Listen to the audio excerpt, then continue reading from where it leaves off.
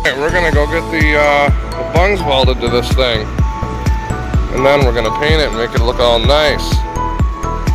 So let's get it over to the shop and have it welded.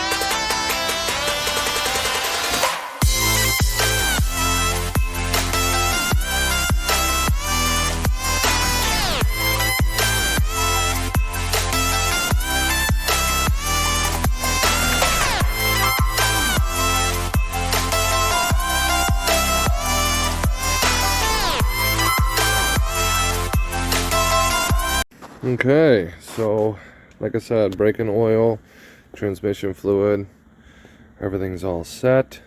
I don't have a radiator in it yet, but obviously I'll be putting one in. That and my breathers on the valve cover, I have to get a catch can for those. I'm not really deciding where. I have no idea where I was going to put it. I was either thinking like that little hole right there, or relocating the battery to the trunk and maybe using that for like the overflow and catch can kind of thing, but haven't really decided. But this is the progress of you know, past couple of months, I would say. Not really doing much. I tried to do as much as I can, but like I said, I had life hit me full force. That and I just moved into my house. So let's get some fluids in this thing before we lose some daylight, and then we'll do the first start. I'm gonna find a way to plug those holes maybe, so no oil comes out of them. I did get a little gauge for my fuel rail, so I can see what the pressure is. Did a little bit of, organizing with the vacuum lines and the harness and stuff. I still got to do a little more, I feel like, because like my OCD is kind of going crazy a little bit.